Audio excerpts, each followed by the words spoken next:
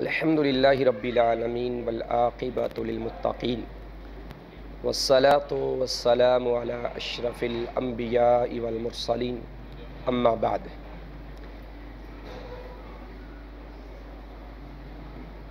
نبی کریم صلی اللہ علیہ وآلہ وسلم کی متعدد احادیث میں سے اور آپ کی تعلیمات میں سے ہمیں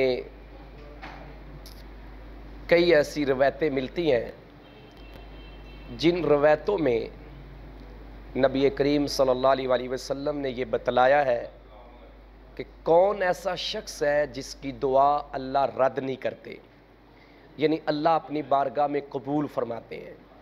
تو مختلف لوگوں کے نام لیے، جیسے باپ کی دعا اولاد کے لیے، مسافر کی دعا، اسی طرح ایک شخص کی دوسرے کے لیے دعا کرنا، یا اس کی اور بھی کئی اقسام ہیں۔ لیکن ایک ہوتی ہے دعا اور ایک ہوتی ہے بد دعا۔ بد دعا جو ہوتی ہے، جب مظلوم بد دعا کرتا ہے تو اللہ فوراً اس کو سن لیتا ہے۔ جس انسان کے اوپر ظلم ہوتا ہے، جب وہ ظلم برداشت کرنے کی قوت اور طاقت اس میں ختم ہو جاتی ہے، تو پھر وہ اللہ کی بارگاہ میں جب ہاتھ اٹھاتا ہے ظالم کے خلاف، اس کے دل سے ایک آواز نکلتی ہے کہ اللہ میں اس کے مقابلہ میں کمزور ہوں، ناتواں ہوں، اللہ اب تو اس کو پکڑ لے، تو میرا رب پھر اس ظالم کو پکڑ لیتا ہے۔ میں اس کے ضمن میں ایک واقعہ آپ کی نظر کرنا چاہتا ہوں کہ اللہ ظالموں کو کیسے پکڑتا ہے۔ ابن ابی دنیا جو ہے، یہ ایک اپنی کتاب ابی دنیا میں ایک واقعہ نقل فرماتے ہیں۔ آج کل بھی گستاخان صحابہ بڑے دندناتے پھرتے ہیں اور صحابہ کرام رضوان اللہ علیہم اجمعین کی گستاخیاں کرتے ہیں۔ میں تاریخ سے ایک واقعہ آپ کے پیش نظر کرنا چاہتا ہوں۔ یقیناً یہ واقعہ سن کر ہمیں اس بات سے ڈرنا چاہیے، خاص کر وہ لوگ جو صحابہ کی شان میں گستاخیاں کرتے ہیں۔ حضرت عثمان بن عفان رضی اللہ تعالی عنہ و ارضا جب شہید ہو گئے، ابن ابی دنیا میں یہ واقعہ موجود ہے۔ وہ لکھتے ہیں کہ مجھے جس شخص نے بتایا، وہ شخص کہتا ہے کہ میں نے قسم کھائی جب حضرت عثمان بن عفان رضی اللہ تعالیٰ عنہ شہید ہو گئے، تو میں نے قسم کھائی کہ میں حضرت عثمان بن عفان رضی اللہ تعالیٰ عنہ کے چہرے پہ جا کے تھپڑ ماروں گا۔ اللہ اکبر۔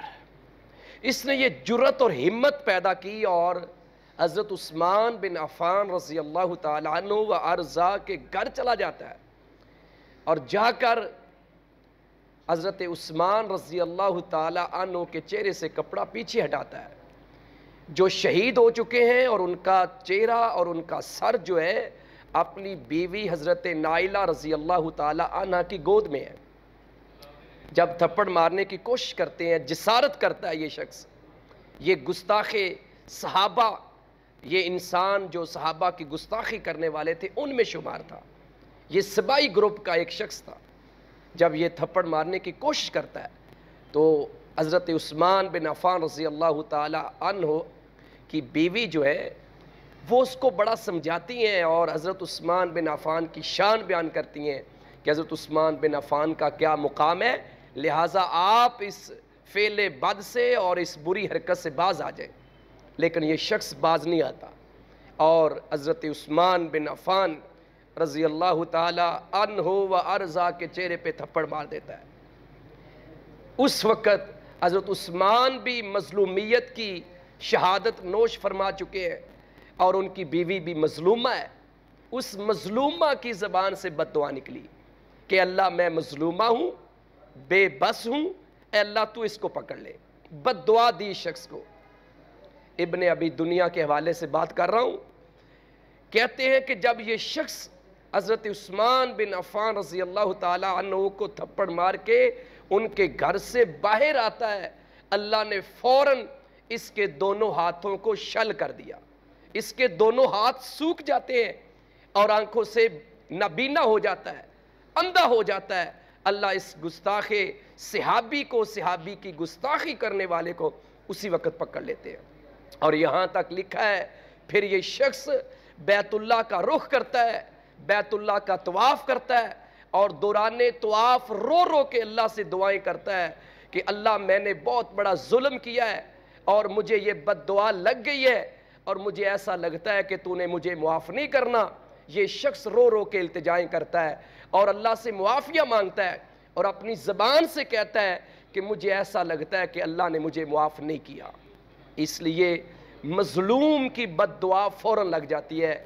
مظلوم جب بے بس ہو جاتا ہے، لاچار ہو جاتا ہے، تو اللہ کا عرش بھی ہل جاتا ہے اور عرش والا رب اس کی فوراً دعا کو اور بد دعا کو قبول کرتے ہیں اور اس ظالم کو پکڑ لیتے ہیں۔ آج بھی بڑے ظالم ایسے ہیں جو صحابہ کی شان میں گستاخیاں کر رہے ہیں۔ انشاءاللہ میرا رب ان ظالموں کو بھی ضرور پکڑے گا۔ اللہ تعالی ہمیں صحابہ سے محبت کرنے کی توفیق عطا فرمائے۔